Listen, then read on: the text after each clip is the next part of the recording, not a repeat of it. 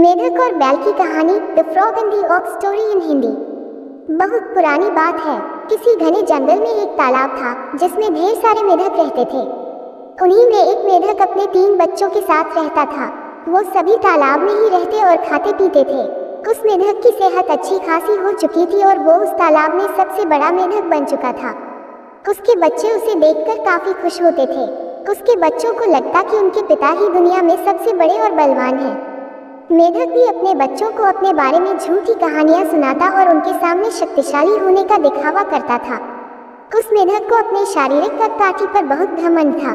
ऐसे ही दिन बीतते गए। एक दिन मेढक के बच्चे खेलते खेलते तालाब से बाहर चले गए। वो पास के एक गांव पहुंचे।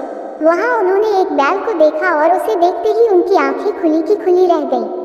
उन्होंने कभी इतना बड़ा जानवर नहीं देखा था। वो बैल को देखकर डर गए और बहुत ज्यादा हैरान हो गए। वो बैल को देखे जा रहे थे और बैल मजे से घास खा रहा था। घास खाते खाते बैल ने जोर से हुंकार लगाई।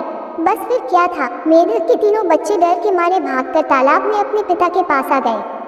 पिता ने उनके डर का कारण पूछा। उन तीनों ने पिता को बताया कि उन्होंने उनसे भी विशाल और ताकतवर जीव को देखा है। उन्हें लगता है वो दुनिया का सबसे बड़ा और शक्तिशाली जीव है। ये सुनते ही मेढक के अहंकार को ठेस पहुंची। उसने एक लंबी सांस भरकर खुद को फुला लिया और कहा, क्या वो उससे भी बड़ा जीव था? उसके बच्चों ने कहा, हाँ, वो तो आपसे भी बड़ा जीव था। मेढक को गुस्सा आ गया। उसने और ज्यादा सांस भरकर खुद को फुलाया और पूछा, क्या अब भी वो जीव बड़ा था? बच्चों ने कहा, ये तो कुछ भी नहीं, वो आपसे कई गुना बड़ा था। मेढक से यह सुना नहीं गया। वह सांस फुला फुला कर खुद को गुब्बारे की तरह फुलाता चला गया। फिर एक वक्त आया जब उसका शरीर पूरी तरह फूल गया और वो फट गया और अहंकार के चक्कर में अपनी जान से हाथ धो बैठा।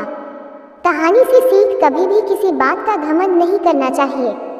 घमंड करने से खुद का ही नुकसान होता है। ऐसे ही वीडियो देखने के लिए वॉइस कुरियर चैनल को सब्सक्राइब जरूर कर देवें।